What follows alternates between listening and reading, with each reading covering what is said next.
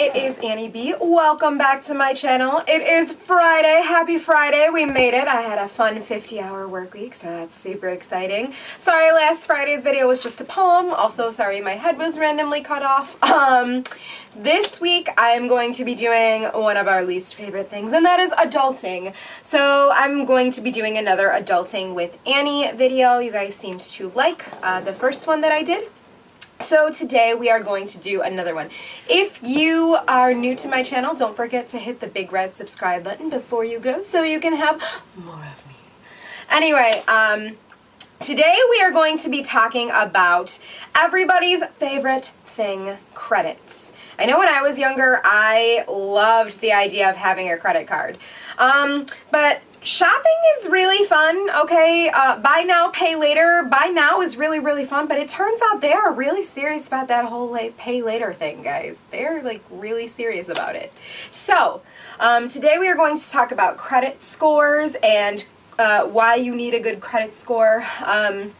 Basically, your credit score is something that the lenders use to see if you're a good risk. If they are going to provide you a loan, if they're going to give you a credit card, that kind of thing. So there are 3 credit bureaus. There is Equifax, TransUnion, and Experian. And all of those reporting agencies help give information for lenders to calculate your credit score. Now there's different credit scoring models. We're not going to go into all of that. We're really just going to talk today about the very basics of a credit score, how to get a good one, and how not to end up drowning in debt. There is, your credit score has a 550 point range. It starts at 300 and then it goes all the way up to 850. 300 obviously is the low end, 850 is what you are shooting for. You might ask why you need a good credit score. It's going to affect the interest rates that you pay on mortgages and loans and car loans. It is, the higher your credit score, the better those rates are going to be.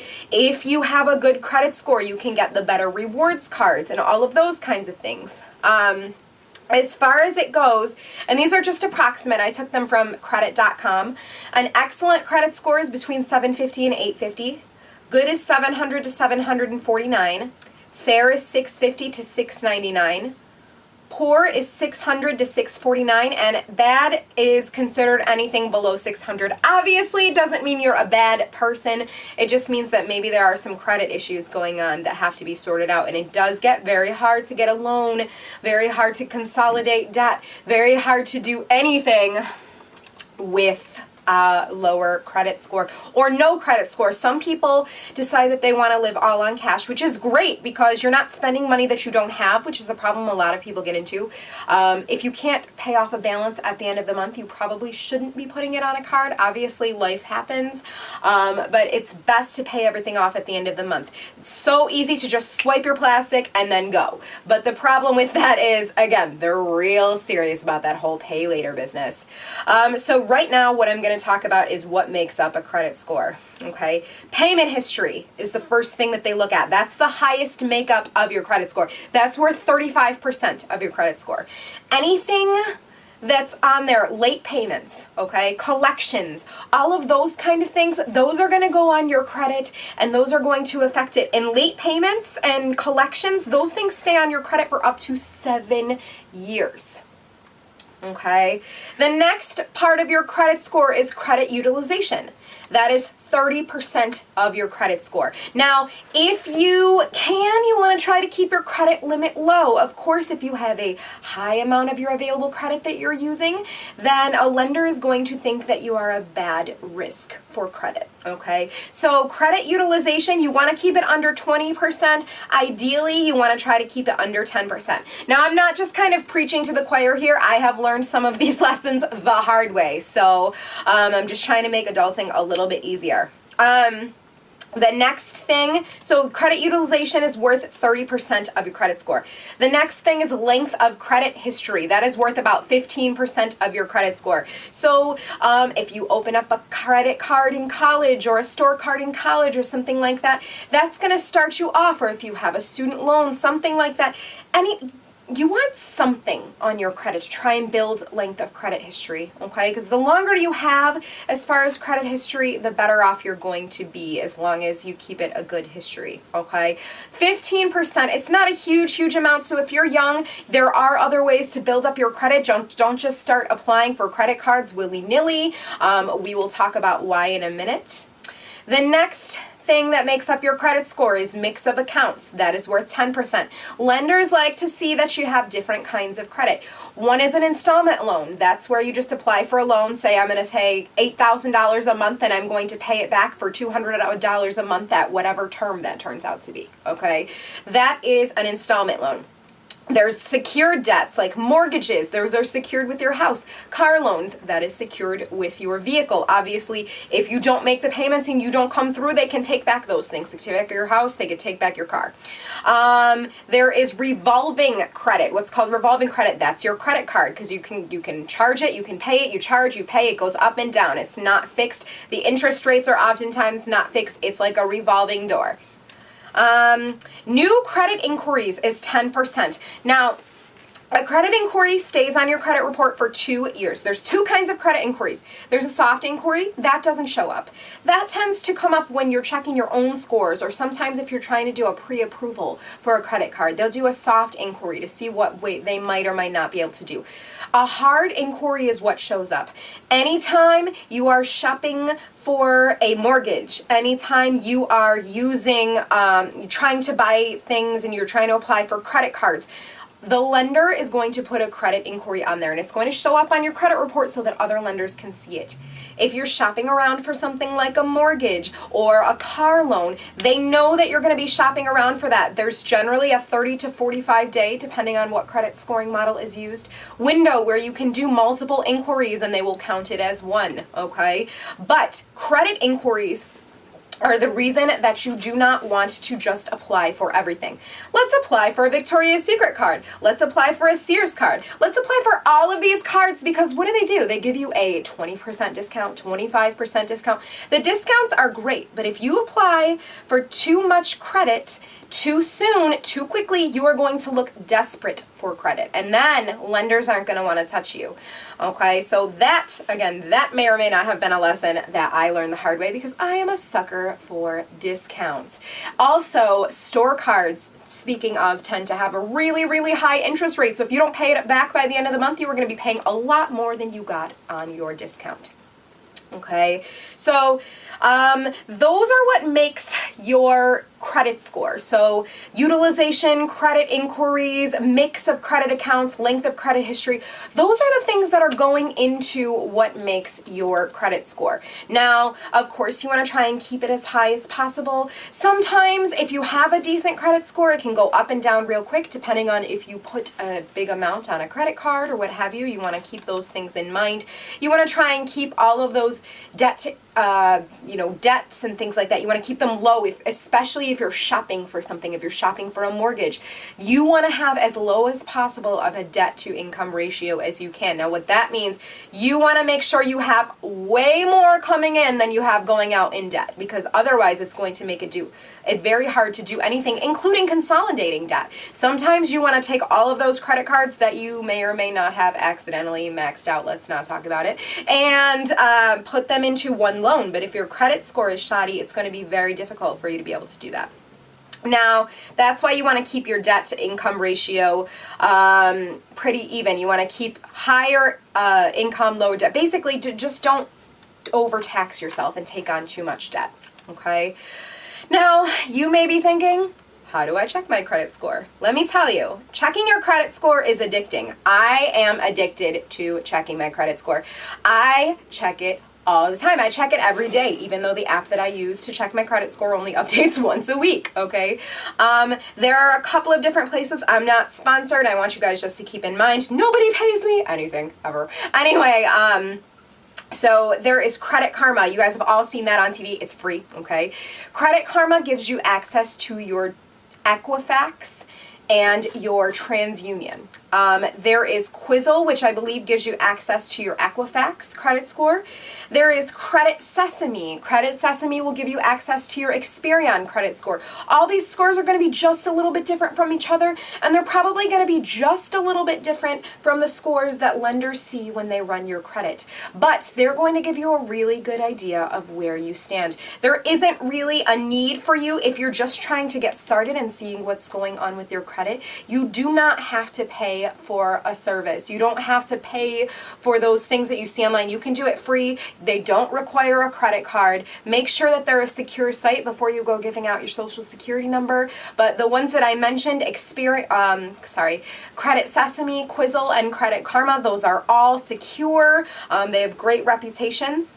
Not only can you check your credit score, but they will give you information about how to improve. They'll say, if you lower your debt by this amount, this is how much your credit score will go up.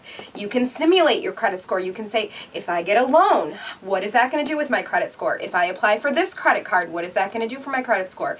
They do have advertisers, of course. That's how they make their money. So you want to keep in mind, they're going to be giving you card offers and things that they think you have a good odds of approval for based on your credit score. You want to keep in mind that yes, you probably do have good odds. No, you do not need all of those things that they are advertising to you. They have advertisers too that they're trying to keep happy and keep paid. And every time you go and apply for one of those cards, the advertiser may get a commission, okay? Or the Credit Karma may get a commission from the advertiser. So it is a really great, I've actually applied for one or two when I was looking for a credit card. I wanted to see what my odds were with certain cards before I went and tried to go apply and get the credit inquiry for no reason. The other great thing about these like Credit Karmas and Quizzles and Credit Sesames is that you can check for any errors, okay? Any errors on your credit reports, because I don't know what the statistic is because I didn't Google it before I started this video, but there are a lot of errors on credit reports. There are tons of them because the credit bureaus are huge. There are so many of us in this country. We all have different social security numbers. Maybe someone just mixed up two numbers on a social and now there's something on your social that you have nothing to do with. Maybe one of your creditors mistakenly reported that you didn't make a payment that you did, or that you did not pay a debt that you did. Maybe your identity's been compromised, and now you really have to look in and see what's going on. Monitoring your credit is one of the best ways to prevent identity theft. One of the best ways to make sure, because obviously you're going to know, like, hey, I didn't buy a car in Illinois, I didn't buy a house in Kansas, all those kinds of things. And usually it's little things. They will start with little things. Even, like your debit card. If your debit card gets compromised, usually somebody's going to try and pull a little teeny purchase, $2 or $3 or $4 out of that debit card to see if you notice. And if you don't notice, then you're in trouble. So that's why it's important to monitor your bank accounts. The same reason for your credit cards. If you got strange accounts and things like that coming up, then you have to deal with identity theft. If there's just plain old regular errors that don't have to do with any identity theft, or even if they do, you can dispute them, okay? I know for me personally, you can write a letter. There's certain addresses where you send the letters. Credit Karma actually has a little thing right next to it, and it says dispute. And then it asks you what the reason is for your dispute, and you put the reason in, and then the credit bureaus will take a look and see whether or not they agree with that. Anyway, so that is all I have for you guys today. Basically, you want to try to make sure that you, as often as possible, pay off your credit card balances by the end of the debt, because buy now, pay later, they mean pay later. And when they say pay later, they mean pay way more than you did when you were trying to buy it. Be careful. It is so easy. I know personally how easy it is to swipe and swipe and swipe and feel like, oh, I work really hard, I deserve this. But you want to make sure that you check your spending and make sure that it's something that you can pay off, because you don't want to be paying on something 3 years from now and you won't even remember what it was. You won't even remember what you're paying for, what you bought with that credit card that you're still paying off 3 years later. Okay, so that's it. You want to try and aim for as high a credit score as possible. 850 is your max. You want to try and get it high. Don't apply for a whole bunch of credit cards all at once. And I would definitely recommend doing a Credit Karma or Quizzle or Credit Sesame. All of those I have used. I found them extremely helpful. I love Credit Karma because it gives me two. So I get my Equifax and my TransUnion all in one place, and then I get my Experian credit score from Credit Sesame. Now, Credit Sesame updates once a month. Credit Karma updates once a week. They are incredible resources for you to keep an eye on your credit, and they really, really help you gain a major understanding of your credit. That's when I got a Credit Karma was when I really started figuring out what went into my credit and how I could improve my credit score. They're extremely helpful. They're free resources at your fingertips. Of course, you're going to have to deal with a little advertising, as we all do. I mean, look, we all still have Facebook, Instagram, Twitter, YouTube. All of those we're dealing with crazy amounts of advertising also. So this is something that will help you in the long run. It'll help you get lower interest rates on your mortgage. It will help you it'll just help you. It'll help you get the better rewards cards and get the cards with less of an annual fee and pay less of an APR, which is an annual prime rate. The lower that is, the less interest you are paying, okay? If you guys have any questions about credit, anything that you want to know, I like to think I've become fairly knowledgeable about credit. Obviously, I don't know everything, but for myself, I've gone in and researched to see what's going on, what's going into this credit score. Don't let your credit score be a mystery to you. Don't have a low credit score and not realize it until you get to the bank and they won't give you a loan. Or if you have no credit score, they won't give you anything. If you have no credit score, they'll put in your information, you just won't come up. You can't get a loan, you can't get it. So start somewhere. If you have a bad credit score, you can do something like a secured credit card where you say, okay, they'll give you a $300 limit if you give them $300 to secure against that limit.